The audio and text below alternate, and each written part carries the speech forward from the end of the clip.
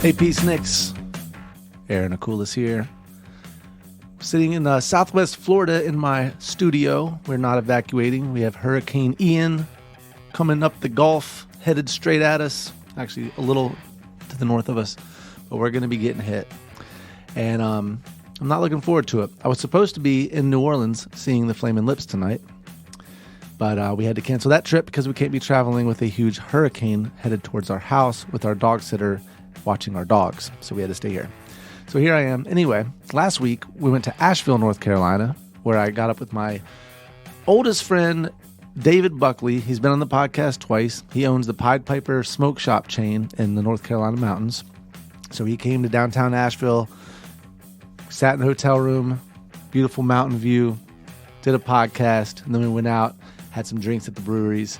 It was a great time. You're going to enjoy this podcast. He's hilarious and just an all-around great person. So we're going to go ahead and dive on in. America's public enemy number one in the United States is drug abuse. Drugs are menacing our society. Any thoughts on the drug problem? I had a great time doing drugs. So tonight, from our family to yours, from our home to yours, thank you for joining us. This is the Peace on Drugs. All right, we are live. Not for you, for right now we're live. We are in Asheville, North Carolina. I'm sitting with my man David Buckley. Hey guys, how y'all doing? The view's beautiful out here. It is. Got the mountains in the background, Blue Ridge. We got tourists walking by the there go the window. snowbirds. Yeah. This is the time of year, right? With the wedding season and everything here. Yes, they're gonna come for the weddings pretty soon. I'd say in about 3 or 4 weeks, people are gonna be from everywhere to hit that Blue Ridge and watch those leaves change colors. They're already starting to change a little bit. They are. Just a little bit, though. It's more up here than down in down where we're at, though. I think because Asheville's a higher elevation here than down in Silva and Cullowhee. It is. And then up in Boone is where it's real high altitude. Yes. That's where my family has their properties. But Asheville's a really, really kick-ass city. I've been really enjoying it. We went to the Father John Misty show on Saturday. Jack White was Friday. We missed that. And Ween was the day before. I didn't know anything about those concerts. We were out here on Friday, and Alicia got an alert on her phone. It was like, Jack White's in the area. And I was like, what? So you got Jack White radar on your phone. It's just like, he's near us. She was like, no, something. But she was like, he's playing. So we were trying to figure out, like, can we go? They don't have tickets available. If they do have tickets, could we take the girls? And we were just like, forget about it. Yeah. All right, Meg forgot something. Let's see what's going on. They're not up until 4. Up until 4. Yeah. Son of a biatch. I'm glad I remembered. How do you remember that? Because I just realized that nothing is open. Oh, so Wait, what time is I it? 2 remember. o'clock? All right, well. We got No. 3 beers in the fridge. You guys 3 want one? beers? We got 3 So beers. that's all I need is one. If I would have known, I'll I'll take it. if I would have known that, then I'm still hungover from Wu-Tang, to be honest. And that was Saturday. And this You is want one? Monday afternoon. Yeah, I'll take it. Like, eat type of hair of the dog right now. Get the job done. yeah, I'm still hungover from this whole week. Like it's been fucking. Yeah. Oh! Oh, yeah, they do that one. Careful. Know what to do when that happens. All right, we are drinking. What is this? This is called Wicked Weed. Weed Daylight. Well, I think it's kind of supposed to be like their version of Bud Light. Bud Light a little bit. Anheuser-Busch owns this company But now. no shit. I did not know that they owned Wicked Weed. I should know that. They're local. But my buddy said that the owner sold it for like some crazy amount of money and still owns 49% of it. Budweiser owns 51%, something like that. But not relevant for the podcast that much other than, again, we're in Asheville having a fucking time of our lives. I've been hanging out at the Yacht Club. It's one of my favorite bars. The Yacht Club? It's ironically named the Yacht Club. It is a shithole dive bar that plays death metal, and it's awesome.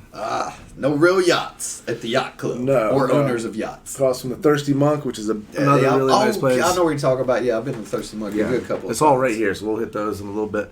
But yeah, I was like, Buckley, I told him I'm coming in town. He's going to come hang out. I was like, dude, we should knock out a podcast because he's been on my podcast twice. We always have cool conversation. One of my first oldest friends, my oldest called Drug Buddies. Yes. As in the song, That's a good way to the put that. Lemonhead song. But yeah, we started smoking pot. Well, we started smoking pot separately, but we met skateboarding at a church parking lot in That's Greer. right. Yep. I think we probably started about the same time, though. I started about 13. I think I was about 14 when I started. Well, the first time I got high, I hated it. Absolutely. Really? Well, the first time I got high, the first time I smoked, I didn't really get high because it was me and, I won't say names, but me and two guys that lived in the neighborhood, and the older guy was like, I know how to roll that stuff in some phone book paper, because me and my buddy had gotten a sack. We didn't know. We were just like, what do we do with this now? And he was like, I don't know. He's like, maybe we could like light it and like inhale it. I was like, nah, I don't. I've seen things on TV. You're supposed to roll this up or something. So he rolled up in a phone book paper, and it was just horrible. Like there was like buds falling out the end of it, like on fire. So we were not getting a really good experience. The second time we went back in the woods behind the house there. And I'd gotten a blunt for my birthday from a chick I knew of some she called it Jamaican red hair. I didn't know about strains back then or whatever, but I noticed that it looked way different than the other stuff. And we rolled that up and smoked the whole thing. And yeah, I was so high, I did not enjoy it. I was like at that state of paranoia. I feel like you're almost about to throw up. Oh yeah. At first, for the first 10 or 20 minutes, it was great. I remember we were laughing so hard because I had braces at the time, and but it was a salad shooter blunt. There was a bunch of weed got stuck in my braces, so that was hilarious to everybody for some reason. Then we went and tried to go play basketball, and I remember bouncing the ball, and it was just like ploing, ploing. And I was like, wow, man, I'm seeing like trails off of that and stuff, and I had never tripped or anything, so I didn't know. I was like, I'm fucked up. Shit, this is okay. I'm hot. Like, this is what should have happened the first time. I feel it now. I went to shoot the basketball, and I shot it, and I was like, it's perfect. It's good. It's arced. Everything's perfect, and everything was perfect. Except it's like about 30 feet away from the basket. I just fell out. At that point, I was like, all right. I was like, I'm gonna go sit down for a minute, guys. I don't feel so good. And yeah, for the rest of the day, I sat down for the rest of the while everybody was playing ball, and just kind of was like, yo, let's go back to the stoop and chill. I was like, all right, that sounds like a good idea. We went back there and sat down and chilled at Buddy's porch. And I'll never forget, I kind of didn't pass out, but I just had my head down and wasn't paying attention. And the next thing I know, he kind of tapped me, and I sat up, and his dad was standing out there on the porch. I didn't say nothing. I just stood up and went off. Yeah. I was like, oh, go ahead, get out of here. I don't remember much after that. But the next day, my dad was like, do you, because I woke up the next day about 2:30 in the afternoon in my bed. And was like, oh man, I don't usually sleep till late. They're gonna have questions, probably like, why'd you sleep till 2:30 or 3 today? What's going on? So I went downstairs and nobody said anything. And later on that night, my dad was like, did something happen yesterday? And I was like, no. Why? And he was like, it was just a normal day. And I was like, yeah. He was like, do you remember when I come home from work? And I was like, yeah. I was up in my room. And he was like, not exactly. And I was like, well, tell me what you remember, Dad. And he was like, I come home from work, and I come in and everything. Your mom wasn't there. She was somewhere. And he was like, I couldn't, I hollered your name. You didn't say nothing, so I figured you were out. He was like, I got me a beer and stuff, and I come around the corner to go upstairs and change, and he was like, there you are, laying on the steps. Fucking Cheetos all over the place. There's Cheeto dust on my stairs. It's on the wall. Like, you put it on your hands and just put it everywhere. And I was like laying there. He was like, you were passed out. Just passed out with Cheetos everywhere. I was like, that is so out of a comic book classic. Yeah. So I was like, well, did you wake me up? He was like, I tried to. You wouldn't wake up. He's like, I shook you. I slapped your face. You kind of came up a little and were like, Dad, get off me. And I was like, so what happened? He was like, I carried you upstairs to your bed. I didn't know what else to do. I couldn't leave you on the steps. So I was like, wow. And I was like, what time was that? He was like, 6:30. I was like, 6:30 in the morning? He was like, no, 6:30 last night. And I was like, and then what happened? And he was like, and then you woke up an hour ago. I was like, God almighty, I slept for 15 hours straight? Are you kidding me? So that was my first time actually really smoking weed.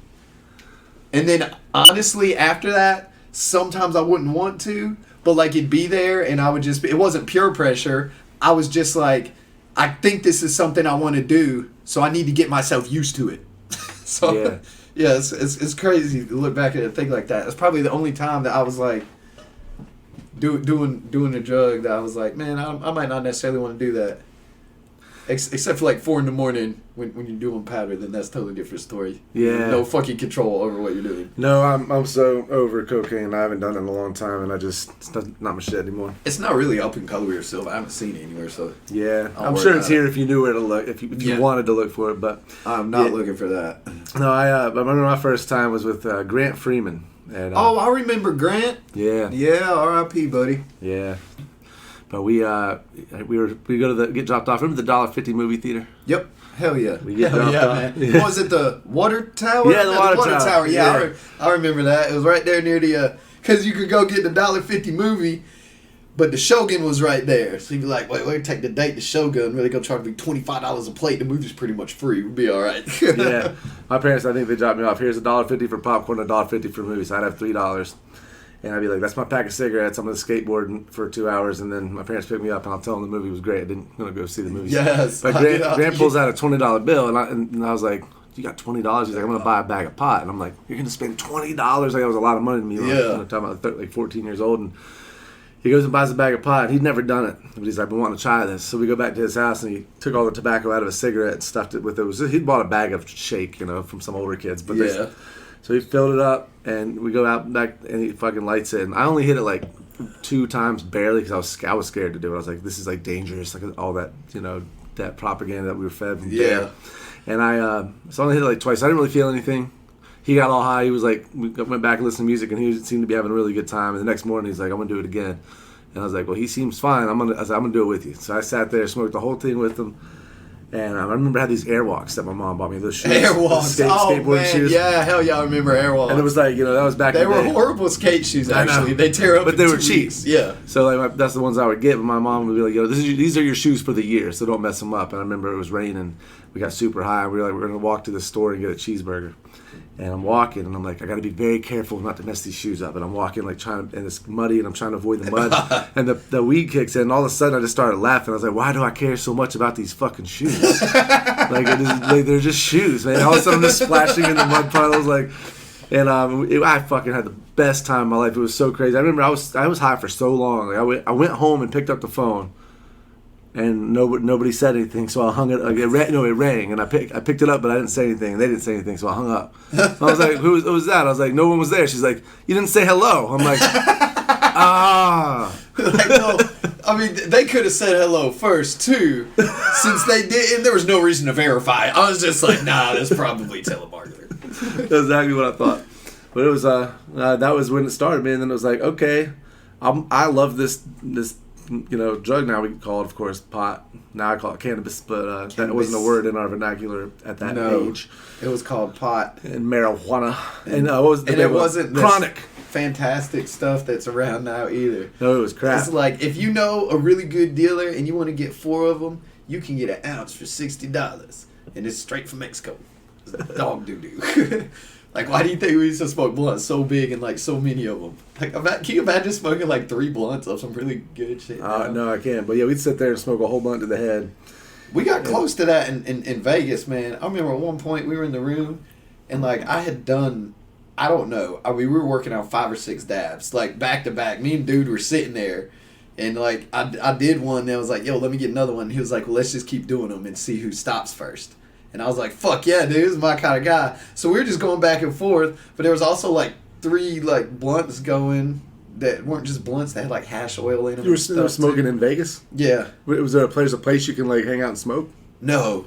Oh. We just smoked in the hotel room, but we weren't supposed to. I got you in the hotel room. All right. Yeah. All right. No, we did.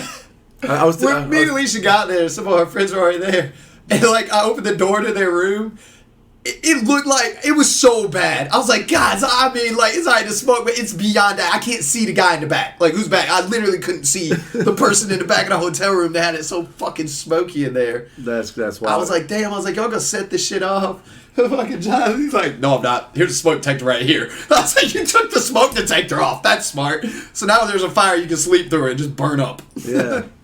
Yeah, also, like, you can vape now, so if I was in a hotel room, I'd just be vaping. Yeah. Oh, I got the cartridges, and I'm like, man, I was sitting down there on that casino floor, just fucking playing the games, hitting the tables, hitting the pin. You're not supposed to do it in a casino, but, I mean, the dealers ain't going to go rat you out very much or anything like that. Yeah, you can smoke cigarettes in there, so. Yeah, yeah. So they're not going to notice They'll let you vape, like, you're not supposed to vape the cannabinoids down there. Right. But who in the hell is going to take my vape and be like, we got to go do a chemical analysis. We're going to be right back, all right? Yeah, yeah.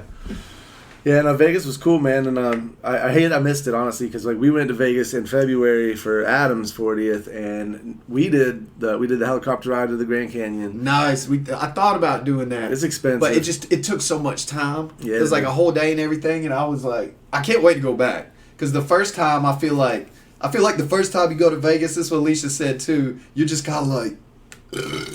There we go. That's that beer. Captured on audio. Yeah. That's for all you guys out there in the iPod land. Podcast. Gotta fucking get it right. But yeah, the first time I was overwhelmed. Just the lights, the everything. Like our flight. Of course, so we was flying from Atlanta to LA, and we were supposed to go from LA to Vegas. So on the tarmac in Charlotte, I'm sorry, not Atlanta. On the tarmac at Charlotte, we were stuck for 50 minutes because something with the computer, I don't know, they had to replace a computer chip. That's what the pilot said. So they replaced the computer chip, and we took off. And even before we landed, they came over the flight microphone and were like, we've got some people with a very, very tight connecting flight to Las Vegas. So if everybody who doesn't have the layover, just please stay seated in your seats. Let the Vegas people get off. And Alicia's standing up. She's like, we're Vegas.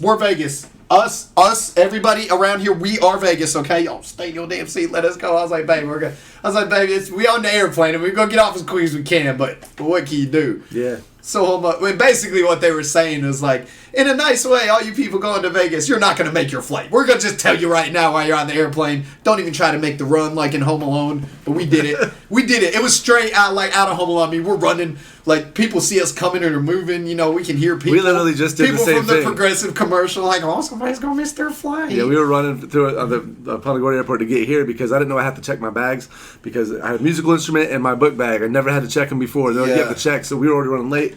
All of a sudden, we're asking people to cut. We're waiting in security. They're like, final boarding for Concorde. And I'm like, we're not even through security yet. I'm like, this is fucked. And then, like, as soon as she gets through, I'm like, you run. Tell them we're coming. Yeah.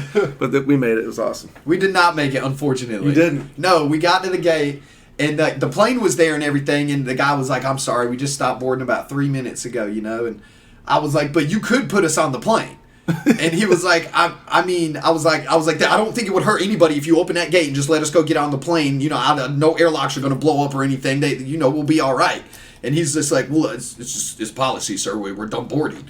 And so, I was just like, at that point, started, so you're done boarding, huh? You think you're not going to board? Alicia's like, all right, you go stand over here and be quiet before you get us arrested. And she tries to handle it and everything. And I did because she was right. I was like, if I keep talking to this dude, I was like, no, you're not. No, after what I just went through, no, I just ran. We ran. It was like 10 minutes. I don't know how far. Where was your connection at? It was in L.A. So I don't know how long it takes. Flew L.A. then to Vegas? Yeah, I know. Thanks, American Airlines. You guys are fucking geniuses. Yeah, I flew from Phoenix to Minnesota back to Fort Myers. Like, what the fuck? Well, get this. We were going from Charlotte to Cancun, but we had to go to Chicago first. Yeah, what? Yeah, I didn't get that. Yeah, so weird. So that didn't work out. She comes back and she was like, well, we're on standby. And I was like, what's standby mean? She said, well, there's one more plane that they've got going out to Vegas tonight. And if we can't get on that one, then we're just stuck here for the night. And I was like, all right, what do you mean? What if we can't get on it? Did you buy the tickets? She said, well, they've switched our tickets, but it just depends on how full the plane is, how many people don't show up, yada, yada. So we were waiting there, and when the other plane landed, this was an hour and a half later when the next flight came. This is what made me sick. Is Alicia's got the American Airlines app, so an hour after we were sitting there, she was checking on the app. That damn plane that we were supposed to board to Vegas was still sitting on the tarmac. It still hadn't taken off, so I was like, yeah, you couldn't put me on the plane, right? An hour fucking later, I told her, I said, I'm going to go back there. I'm going to go back there just so that dude can see me. I could be like, I see your plane still here, asshole. I bet you they had people on standby, and when you weren't there, they said, all right, you guys are good, and they filled your seats is what happened. Yeah, I guarantee that's what happened. But yeah. So when it was coming in, I could hear the people behind the desk talking and everything. And he was like, well, there's 39 on standby. We got 5 spots. And after I heard that, that's when I went up and I talked to the nice American Airline ladies. I was like, hey there, how you doing? Sherry, is that your name? Sherry, how you doing today? My birthday is this weekend, and we're trying to make it to Vegas. And I know that you guys only got 5 spots on that plane. You got 39 people to get on it. And I don't want to be an asshole. So just please make sure that me and my wife are one of the ones that get on that plane. I'm not one of the 36 that you want left in the airport. Like, TSA have come get me. I'll get naked, start screaming and hollering, and it'll be. She was laughing, and she was laughing at this point. So I was like, all right, I got her. And I was like, all I'm saying is just like, if there's anything you can do, I don't know if there is. There's probably not, but like, if you can like put cool people above dickheads or whatever, I'll be real cool. Somehow she was like, when the plane landed, all that stuff, people was boarding and all that, and she looked over at me and Lee, she was like, you two, come on. I said, yes! Thank you, sir! So we got on the plane, landed in Vegas at like 9:07, which is 12:07 this time, which is late for me because I got kids and shit. We landed and the pilot was joking. He's like, welcome to Las Vegas. It's a comfortable 97 degrees out here. It's 9:07. And I was like, 97 degrees at 9:07 at night. Shit. And it was. So we stayed up until 4 that morning, which I guess is like 7 regulars. I don't know. My time was just done. There's no time out there. I know. There's no time. You go to the hotel at about 1 o'clock or 2 o'clock in the afternoon to sleep with those dark shades drawn so you can get up at 5 or 6 and go out and start it all over again.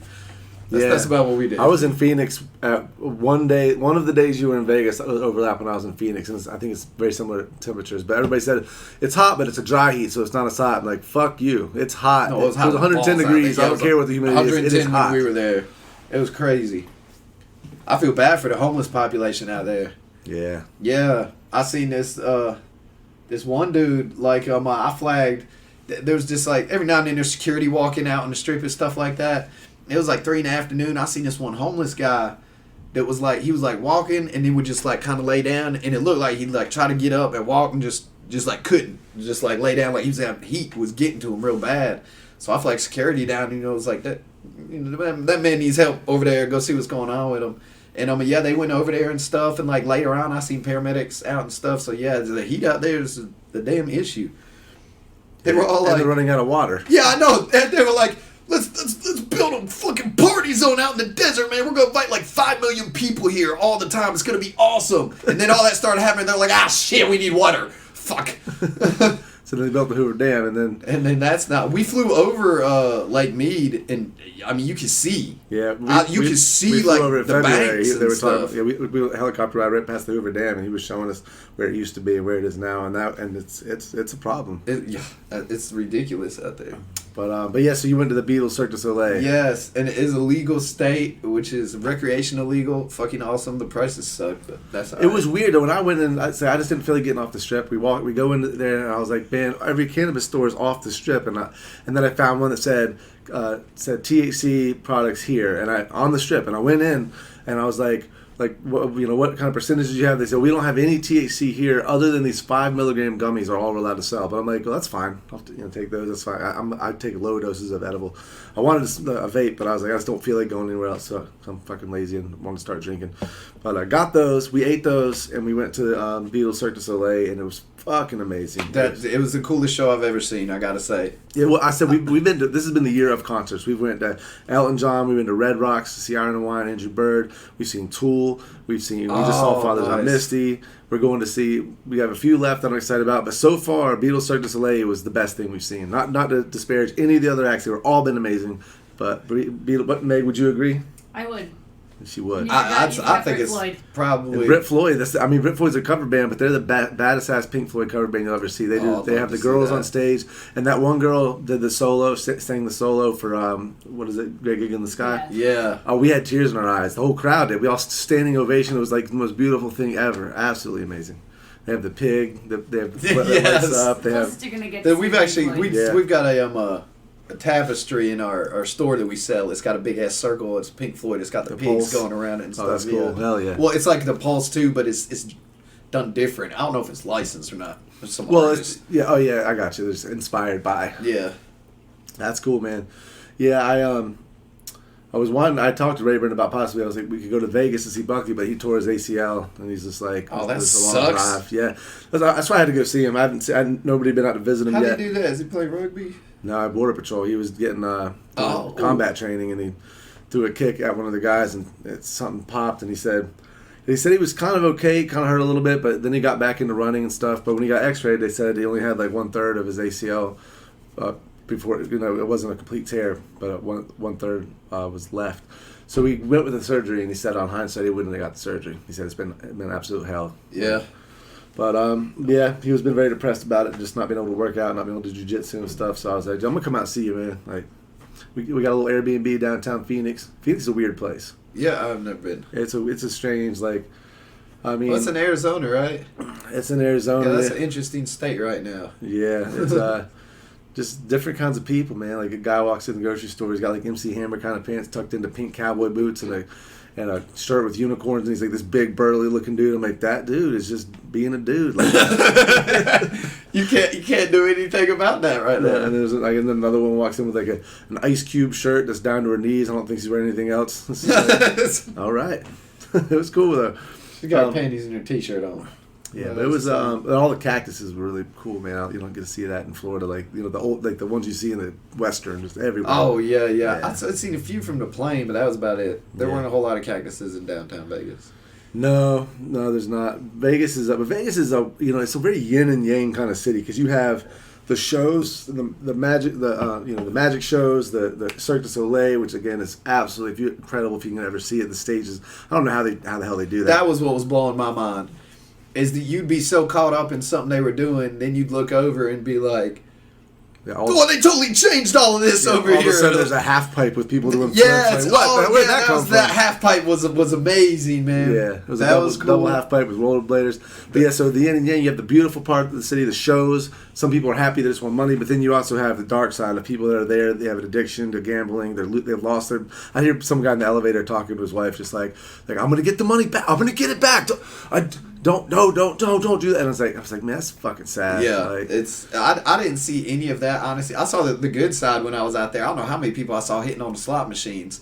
This one lady was getting a big old, or it was like 4,900 or whatever, taking pictures of it with her iPad. Yeah. And what I noticed is that the pit bosses are standing behind them when they do that. Yeah. If you win more than $800, it's on the casino to 1099 you. You know, they'll be responsible too if they, because you got to pay earnings on that. Yeah. You didn't win $4,900. Take 30% of that and go give it to the government. That's how much you really won. But Will, I've been to a casino with Will in Hollywood, Florida, and where he's been up $1,500, $3,000, and they've never once said anything about $10.99. He never leaves with any of it. That's why then. Yeah, that's. As long as it's still going. Oh no, they want you to be up 8,000. They're like, he's gonna stay here a long time. No, it's like, look, he's going to cash out. Look, get that cocktail waitress, bring him a free drink, ask him if he wants a cigar.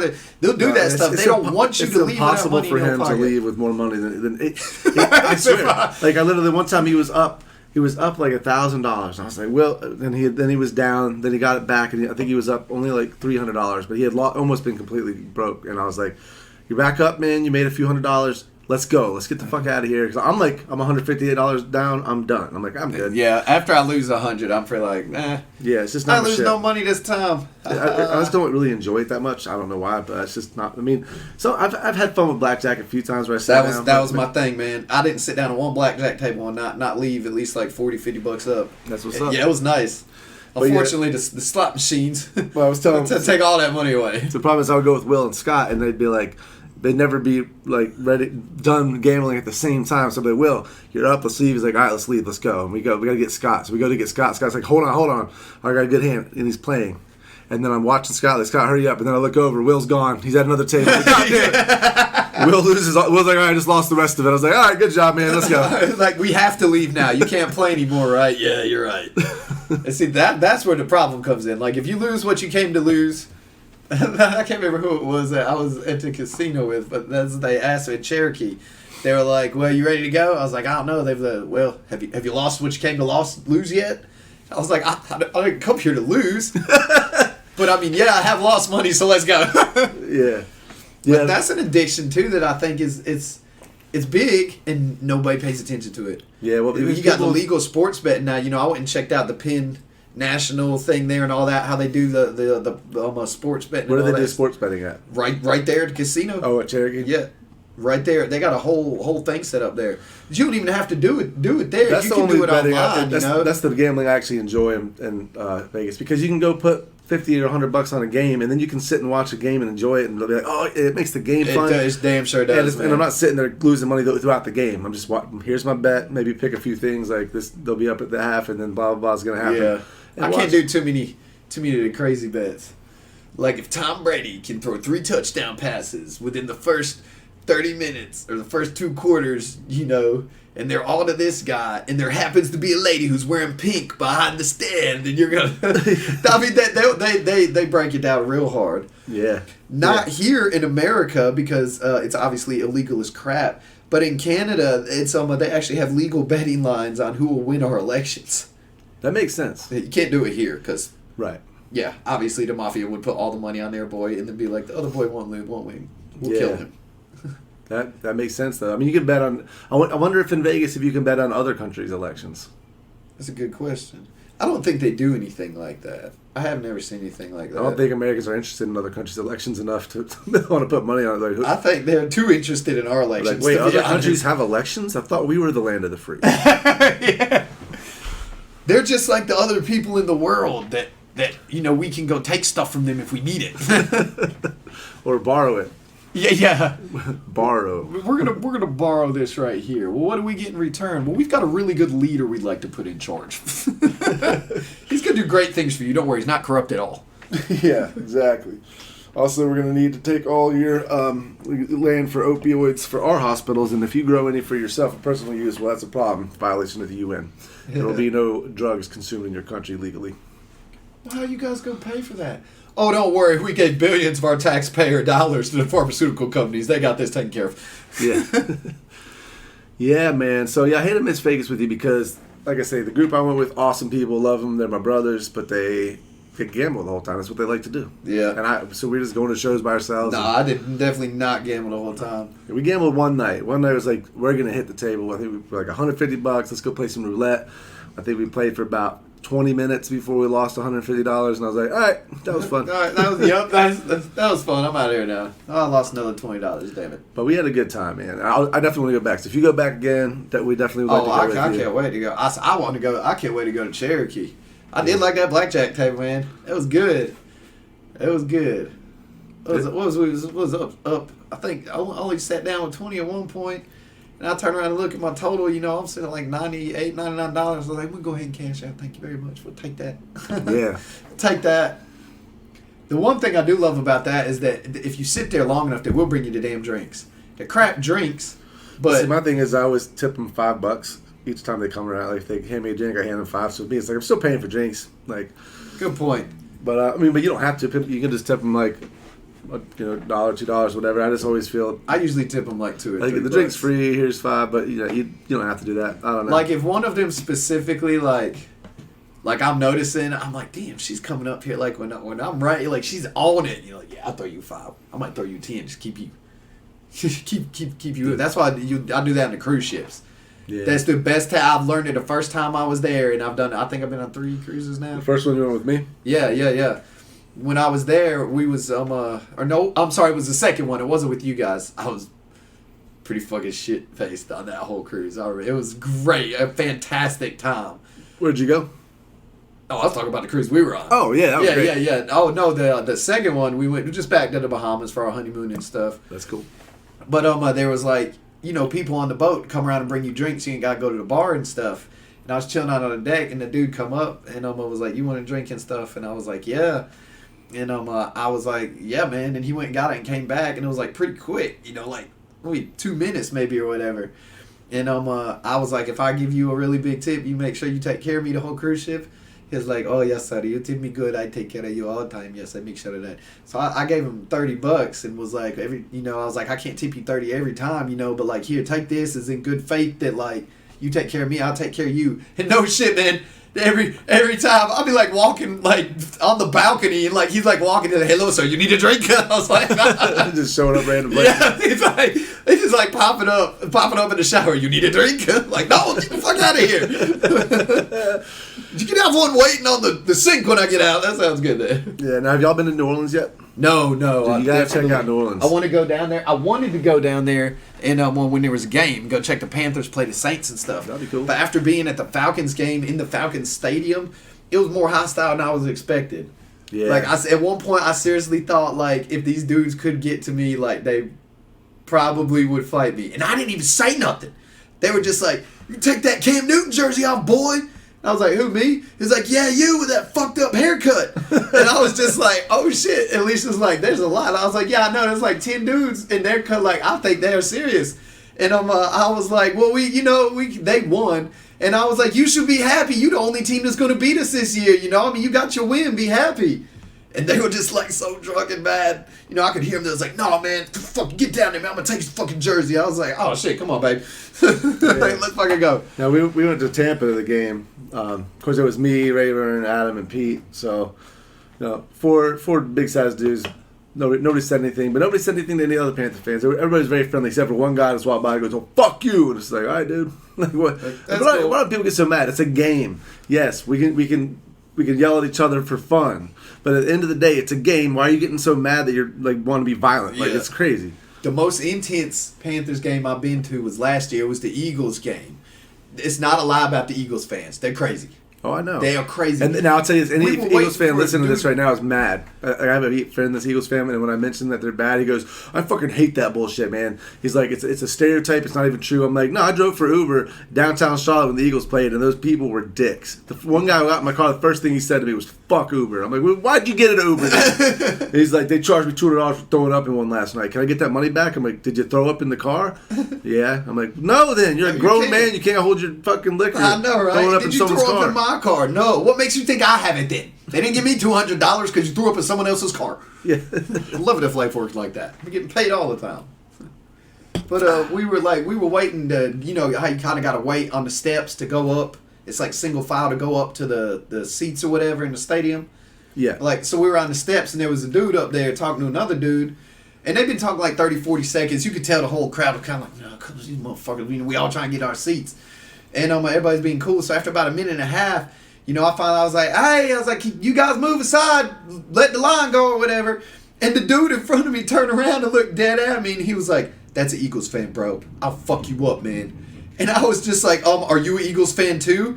And he was like, yeah, I am. And I was like, well, this is Carolina Panthers Stadium, and like, there's a lot of Carolina fans behind me, man. So I suggest that we don't like have a team fight right now, okay? And he, you know, said some crap, turned around, kept going. I was like, all right, I really don't. I'm not gonna get in a fight over words. You talk enough shit to me, I'll probably talk some shit back. But so we we got up there and everything, and I ate my words. At the end of that game, the Eagles had got up on us, and they were louder than we were. That I've never seen a team that loud. I've never seen the way like they were acting coming out. They weren't going crazy. There wasn't no violence or anything, but that whole Eagles chant, E-A-G-L-E-S, Eagles. The vibrations from the sound were almost shaking the stadium. You know, I was like, wow. That's these guys come strong. All the games. My uncle was there with us. He's an Eagles fan. Yeah. He like heard we were going and everything, and he was like, I'm on the way. And I was like, you live in Iowa. It's next week. He was like, yeah, I'm on the way. I was like, all right. He was like, I take this Eagles shit seriously. I was like, yeah, apparently you guys do. He does. He has a whole room about this size. Nothing in there is not Eagles. Nothing. I take drugs seriously. Custom-made Eagles carpet in there. Literally, custom-made Eagles carpet, custom Eagles wallpaper. He's got an Eagles fan. His TV's like a custom Eagles TV. I fucking make Eagles TVs. Like, it's all Eagles. It's his thing. He will not allow nothing can come in there. You can come in there without Eagles stuff on. He won't even go in the room unless he's wearing Eagles stuff. That's insane. It's weird. Yeah, I'm telling you, man, these Eagles fans. So it's not just Eagle fans. Some football fans are just. Well, yeah, in general. And actually, it's funny. They did a study where they showed people's. They talked about people's faith and religion with under an MRI scan or CAT scan or whatever brain imaging, and they said a certain area of people's brain would light up when they talk about God and Christ and their faith. Interesting. And then they would talk to like a Cubs fan, and the same area would light up. Like it's your faith and your love for God, and is also the same faith and love for a sports team. The belief that they're going to win the Super. Like that's what they would ask. It was, do you think you have a shot at winning the World Series? They asked Cubs fans. Yes, I do. And this is back before they won. This is like when they were no chance of winning. So they just had faith in a team that wasn't going to win. That's got to be based off of like a faith component or something. Yeah. Like you don't. If nobody out there has physical proof that God exists, if you do, please fucking come see us.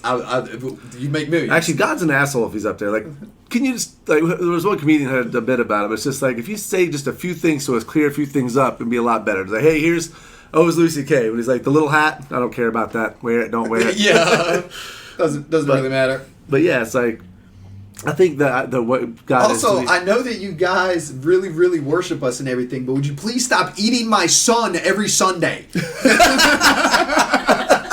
drinking his blood. Yes. We're about religion here. God's all up there like, they've turned it into a fucking cult. What does God say when he gets pissed off?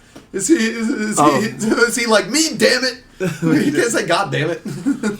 Satan. Oh, it's another one. Brandon brings up a lot. It's like if you could ask God one question, what would it be? It's like, why'd you make Satan?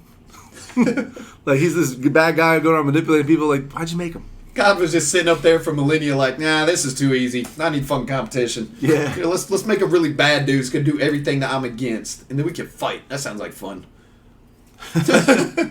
But no, I was thinking, like, when I look out, like, we're looking out the windows in the mountains right here, that's where you see God. I think God's right there in everything, and that's what's beautiful about the world.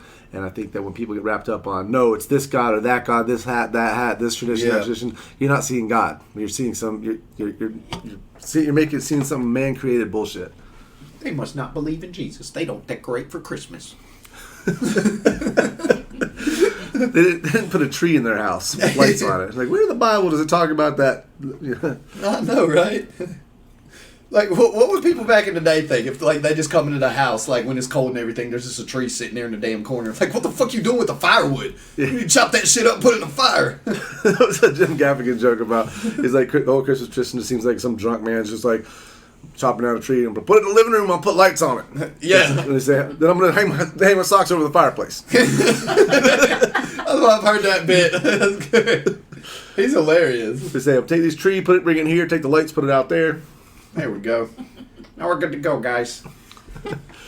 Yeah, man. So we're about to go hit some. I know we really didn't get into any substance talk. Oh well, I do want to talk to you before we go about your business. Let's get you shout out your business, the Pied Piper. Oh yeah. It's still there, still doing its thing. We are no longer moving stores or relocating them or anything like that. So we're set and rocking and rolling. You got one in Asheville, Waynesville, Silva, and Franklin, all located in North Carolina. So 4 locations? 4 locations. Of the Pied Piper, that's a what would you call it? Smoke shop, vape shop? I call it smoke shop, vape shop, head shop. But we're also dispensary style now, too. Because of the Delta 8. Yeah, well, we've got, let's see here, Delta 8, Delta 10, Delta 11, THCA, THCO, what is all that? HHC, What is all that? I've never heard of any of this stuff. All of those are all legal cannabinoids that come from hemp.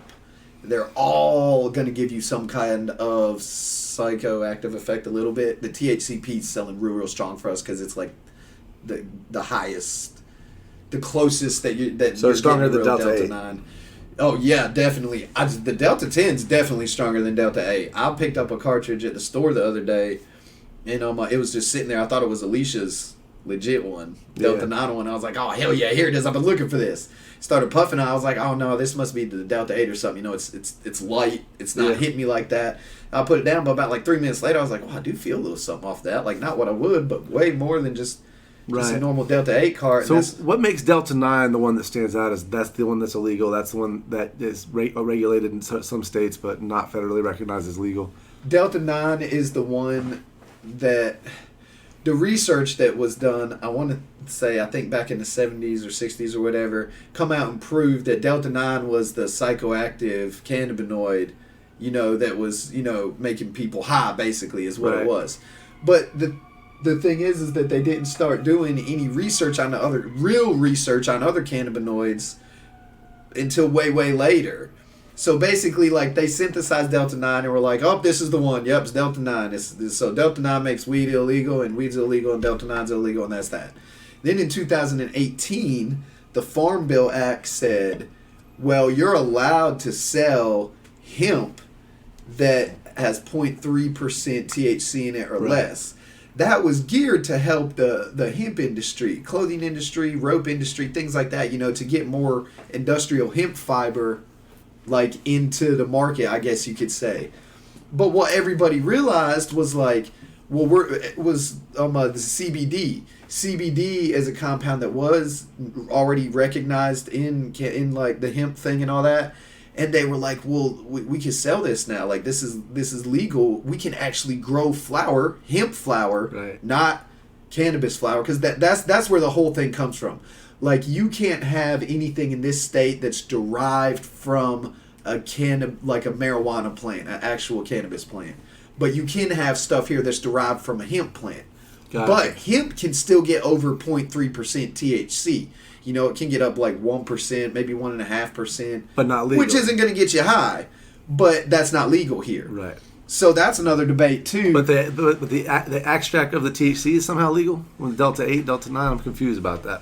The way that, yes. Oh, because it just can't be higher than 0.3 Delta 9. That's correct. Now, what has happened with that is you can't have anything that's higher than 0.3 Delta 9 that's hemp derived per dry weight.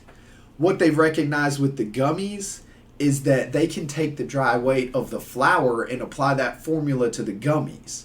So what that's allowed us to do is we actually have 20 milligram hemp derived Delta 9 gummies in North Carolina. We sell them at the store. So that's when I saw past the head shop that said we have THC Delta 9. Delta 9. And I was like, what? It's Delta 9 that's derived from hemp, not from marijuana. But what they do is it's got to be 0.3% per dry weight. So if your actual plant is 0.3% or less, you can use that for extraction. So you can extract all the Delta 9 out of there and claim it's 0.3% or less because it was on your laboratory reports, and then put that into one gummy. So that, it's loopholes loopholes and stupid laws that should never have been written. Now it's still not the same as the gummies you'll get out in in legal states because it's hemp derived, not cannabis derived. I guess you say. I bet you that when I went into when I was on Vegas, when I was on the Strip, they had the one gummies. I bet you those were hemp derived gummies. Is why they had those and nothing else. Probably. Also, it's interesting in legal states. Like Colorado, California, and all places like that, you're only allowed to sell. Your gummy can only be 10 milligrams per gummy. It can't be any stronger than that, and you're only allowed to sell 100 milligrams per package. There's no regulation like that over here, so we've actually got 400 milligram Delta 9 gummies, hemp derived Delta 9 gummies. 400 milligram? Not one gummy, but it's like that's how much we can have in like one package there. Wow. No, I was on about 400 milligrams of fucking gummies at that Circus Olay show. That give or take there. Yeah, I was up there. I know there's 100 milligrams in each bag, and I know I'd eat more than 3 bags. Scary. I can't even handle 20. See, everybody's tolerance to that shit's different. I really don't even do edibles anymore because I just don't. The feeling I get on a high edible buzz is just terrifying to me. I ate so fucking many of them. I felt it for about 2 or 3 days. The next morning I woke up and got up. I was just like, oh, like I feel sloshy. Alicia's like, well, we don't have any gummies left. I was like, we bought 5 packs yesterday. She was like, yep, they're gone. I was like, damn, we ate 5 fucking packs of gummies. But it wasn't just that, the carts were like half down and everything. She was like, we were just hitting those carts, hitting them. So yeah, I was high as hell out there. Are you drinking any alcohol, or was it pretty much just that? No, I wasn't drinking like a lot. But like, yeah, definitely later on in the evenings and stuff, yeah. Like, I didn't drink a whole... No, I didn't drink a whole lot before the Cirque du Soleil show. I think I had like one drink because I was like, I want to be real high for that. I don't really want to be drunk and like kind of the next day trying to, well, what was it like? And then they did something I can't remember. No, that's seared in my fucking brain. That show was amazing. Yeah, it was... I don't know if I told this... I was high enough that I did feel like I was tripping. I don't know if I told this story on the podcast. I'm going to change my friend's name from what it actually is to, I'm just going to come up with the name. We'll say Nick. Because I don't know if I talked about it here, and I don't want to throw him out. But we were in Vegas, and we were all eating acid. Or Molly. I think I did Molly. Some people did acid. My buddy... Oh, man. I don't know if I do acid again. I definitely eat some fucking Molly again. But my buddy brought Molly, and he brought microdot. And my other friend brought paper. So I took the Molly... Some people took the LSD, and the people that took the microdot ended up in their hotel rooms. Will was on here. Will's talked about it, and we've talked. So I'll use his real name. But he was we would go into the room, and he would be in his boxers, like saying, we'd walk in, I'd hear him talking to himself, and I'm like, Will, and he goes, why is it so cold in here? And I'm like, put some clothes on, man. It's like I was looking for him. His clothes were all over the floor. I'm like, they're everywhere. And then he sit on the bed and he go, nah, man, I figured it out though. I'm like, what'd you figure out, man? He goes, I figured it out, man. And he starts pointing at the floor. He's like, you can get in there. Like, you can get in there. And pointing at the floor. I'm like, yeah, man, you got it figured out. And then if I come back here and you're not here, I'll open it up and look for you. And because I'm on Molly, Molly's about 4 hours, and his this shit was about 10, 12 hours. Oh. So like I'm pretty much like sober, getting back to having some drinks, and we go to the bar. My friend Nick, I almost said his name. My friend Nick shows up, and he's like, yo, should I do acid? I'm like, if you want to, man, it's a little late. It's like midnight. It's kind of late to start a trip like that. So he's like, no, I'm doing it. And so my friend with the paper gave him a paper hit, and he ate one. And then like 5 minutes later, he sticks his tongue out. He's eating another paper hit. I'm like, all right, man. I was like, calm down though, because he's never done it before. I was like, you need to calm down. You're good, but don't do any more. Calm down. And then 15 minutes later, he's like, I'm not feeling anything. He says, I'm not feeling anything to my friend who brought the microdot. He's like, oh, that's because you didn't get the good stuff. I'm like, well, how do you know the other stuff's not good? Because you don't know anything about what that is. He hands him a microdot, and right as I'm about to be like, no, he puts it in his mouth and eats it. And I wanted to say, God, too much for your first time. But I decided I didn't want to freak him out, so I was like, look, that's making me tingle right now just thinking about it. So because the microdots were about 3. I did one of those microdots later, and they're fucking awesome. But it's equivalent to about 3 paper hits. Yeah. So it's like he ate 5 for his first time. I was like, everybody's like, Scott, you fucked up. I'm like, no, he didn't. He's fine. Not knowing, I'm agreeing with him, but you don't say that to him. Like, and he's Nick, man. I was like, you're gonna be fucking fine. And he's like, so I come back in a weird. I just had to edit out his real name. So anyway, we end up going to White Castle, and he buys a bunch of little burgers, and he starts stacking them up, making a castle. And he thinks it's the funniest thing he's ever seen. And then he's like, and it was. And then we go back to the room, and by this time, when we're walking back to the hotel where Will is, Nick's starting to act fucked up.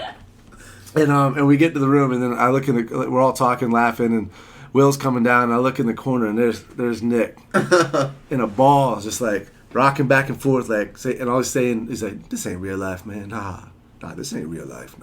This ain't real, man. Nah, this ain't real."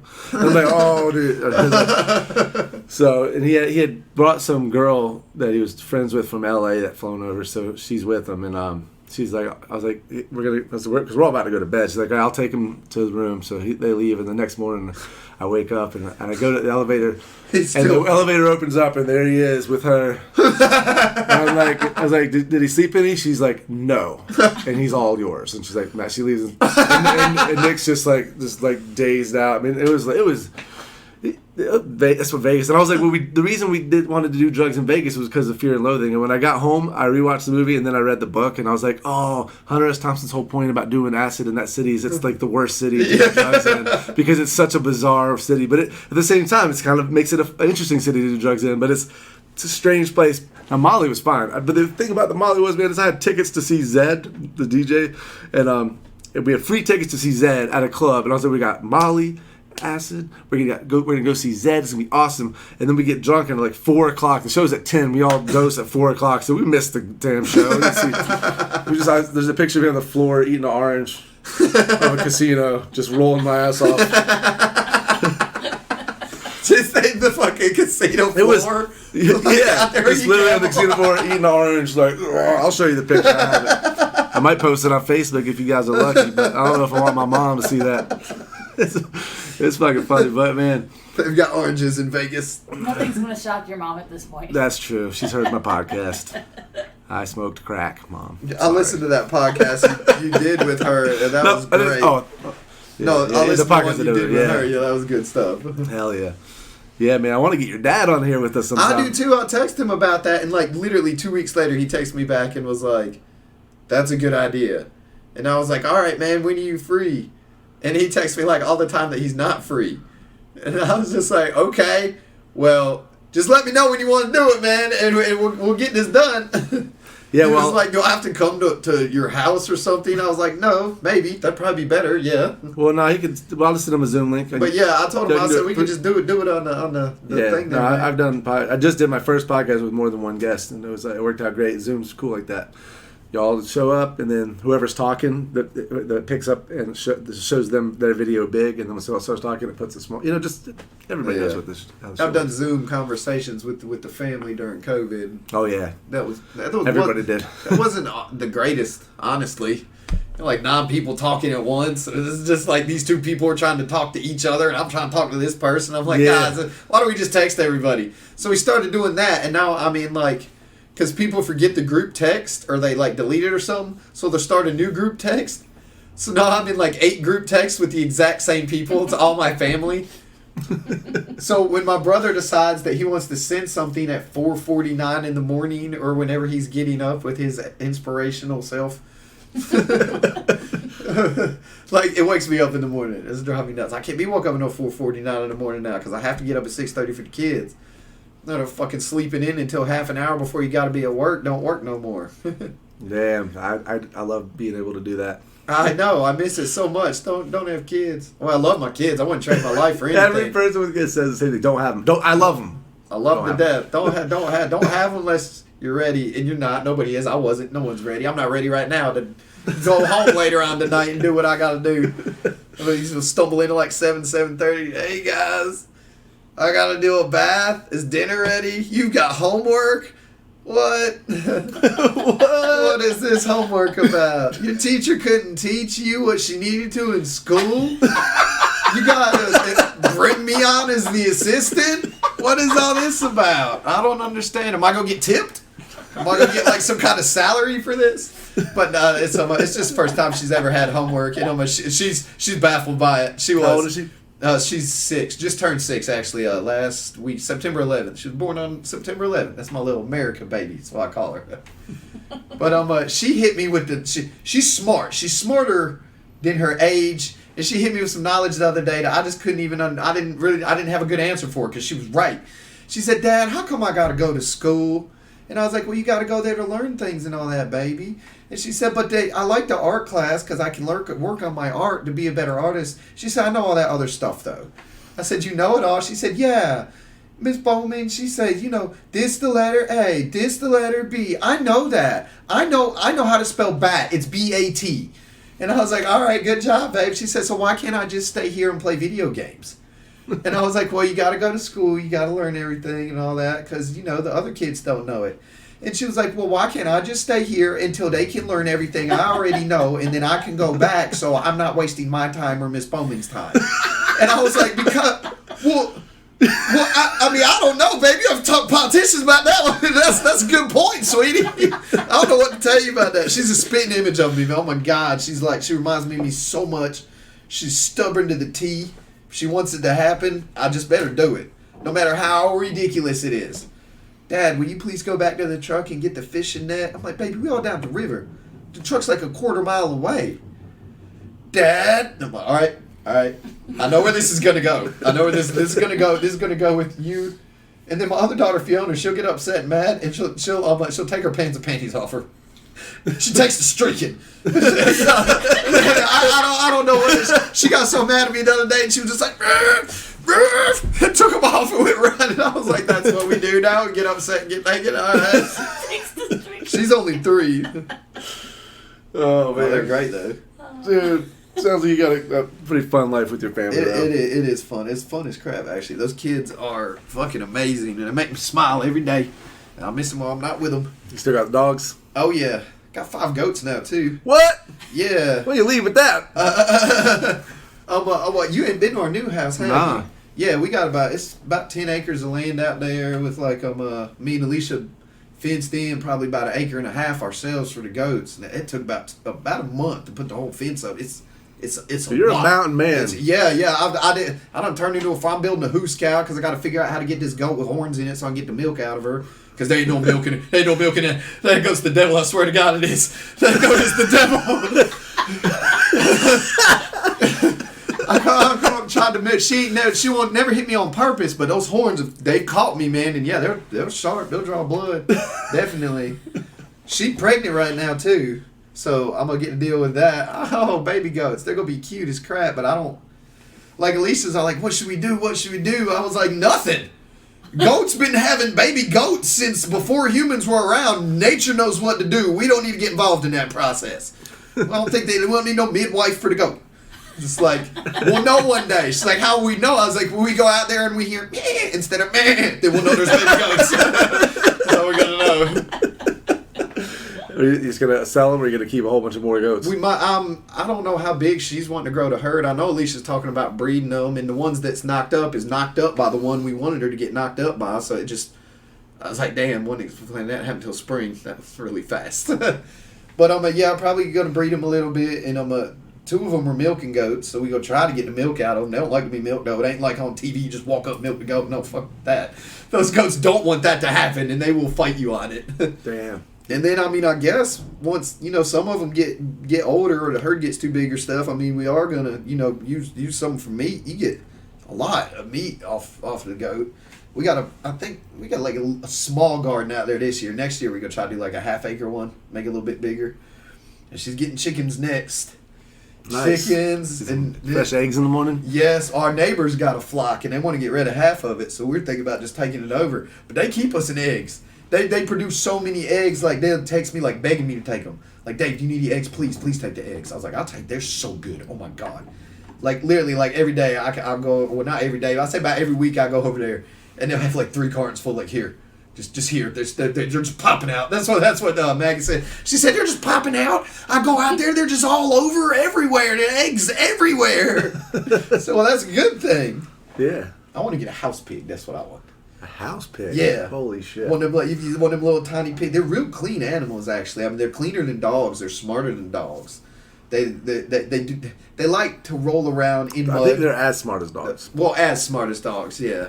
Just somebody I know has it's got a smaller pig that could be in the house, but it's the outdoor pig. But he's the sweetest fucking thing in the world. He'll come up to you and jump up in your lap like a dog would. First time he did that, I was like, no way! What's up, Wilbur? That wasn't his name, but you could just, you pet their head, and he was, he smiled. You could see it. It was just had more personality than I ever expected a damn pig to have. I thought they was just big old fat animals rolled around in the mud and really good to eat. Really good to eat. But our neighbors got them. They got a 500-600 pound pigs out there, big ones. And I was talking to him about them. I said, "That's a lot of meat, man." He said, "I killed this one pig. That's it. I don't go grocery shopping for meat. I ain't got to buy pork for a year at least." And it started thinking to me. I said, "How much I spend on money on bacon and pork and fatback and all that stuff in a year? That's a fuck ton. How much can I get a pig for? Usually free." We'll get into this. I also want to teach it to Evelyn and Fiona. I want them like, if I don't know, 50 years down the road or whatever, the economy's gone to crap or the dollar's trading for 40 cents on the ruble or something like that, and we'd be in trouble if that happens. Then they need to, like, if they can't go out and buy something at Walmart, or even nowadays just pick up their phone and have food brought to them like some kind of magical genie. I think about DoorDash and things like that. I was like, if this was happening 30 years ago, we'd call it magic. Yeah. Or maybe Domino's. They did have Domino's back then. I remember the first time I ever saw that kind of technology work was my buddy said, "Oh, if you sign up for a Domino's email list, you get a free pizza and they'll deliver it to you." So he goes online and he does it. And he's like, "All right, it's on the way." I was like, "You got to call them and make sure." And he's like, "No, it goes through in the email." I was like, "Nah, dude, they're going to be checking their emails every 2 minutes." It made no sense to me. I was like, Yeah. "You got to call, though." Nope, they just showed up and my mind was just blown. It's like, you just typed something into a thing and then somebody came to the house? You mean I can put letters on the screen and pizza comes? What? That's fucking magic, man. It's fucking magic. If this shit was around 30 years ago, oh man. Think about hundreds of years ago, when all the product, when you get a salad, half the vegetables grow in different regions from around the world. Putting that shit together was a king couldn't order that from all the servants and all the kings. Yeah, they could not fucking put that salad together. And now, what do you mean we're out of grapes? The importer's not back yet. When's he gonna be back? Probably about 2 months. The war's going on and shit. It's gonna be hard for him to get through the lines. They'd be doing shit like that back in the day too. King's like, "What, you got killed again?" "Yes, sir, the war. I want the fucking grapes." "All right, send somebody else." Go get those grapes, damn it. All right, so we're about to wrap this up, but before I do, real quick, one more plug, Pod Piper. Yeah, You've got the 4 Pod locations, Piper. and then you also have We've got the Love Nest, too, we've got one location at the Love Nest that's in Sylva, North Carolina right now. It's located directly next to our Piper shop, so if you know where the Piper's at, you'll know where that's at. And the Love Nest is and that's an adult boutique store, so if you're into friendly adult stuff, or if you're into really rough S&M adult stuff, you come on in there. We got anything you guys are looking for. No services will be given out by any of the fine ladies working there. Do not ask for it. If you do, you'll be banned from the store. If you continue to come back in and harass them on social media, we will find you. Been a problem. Wow. So I've got a sign that kind of says that basically. Like, we had a custom made. It's like $300 sign, like on plexiglass and everything hanging up. It's huge. It's just like, attention, jerk face perverts. Do not come in here. You're not going to get a hand job in the bathroom. These girls aren't going to give you your number and go home with you. Just because they're females who work in a sex shop does not mean that they're horny 24/7 and want to tell you about their personal experiences with the toys. Just please be nice. That's awesome. Well, fuck yeah, man. Always good talking to you. We're about to go out onto the town in Asheville. We're going to hit some bars, hit some breweries, get some good food. That's what this city is known for. If you've never been to Asheville, put it on your bucket list. Well, Kick-ass city. I forgot. I don't have my ID, but I've been smart enough to stash my passport in my pocket. That's awesome. So yeah, it is awesome. I didn't bring it on purpose. I was just like, I need a... I don't think you passed for 20 years old with all that hair. No, well, no, I got ID'd when I was out at Vegas. It was so funny. Like, first off, I couldn't believe two bartenders weren't busy standing next to each other at the same spot in Vegas. Like, that was cool. So I walked up and was like, haha, who wants to serve me a drink? And the one dude was like, I'll serve you, man, but I got to see your ID. And then the lady next to him looks at him, she's like, well, I'll serve you and I ain't got to see your ID because you got Gandalf hair in your beard. And I was just like, I'm going to let him serve me. I think I'll tip this guy. All right? You can bring attention to my damn beard. I know it's great. I got to cut it again. Well, it was a good time talking. We're going to bounce out of here. We're going to hit some bars. So peace out. All right, later out, Podcast Nation. All right, peace, Nicks. As always, if you like what we're doing, go to Apple Podcasts, give us 5 stars. Follow us on Instagram and Twitter at the Peace on Drugs Podcast. Go to www.thepeaceondrugs.com/subscribe to subscribe to our newsletter. And we're about to have a hurricane party here. It's about to get crazy. I'm not looking forward to it, losing power, all those hot nights, but that's Florida. So wish me luck and peace out.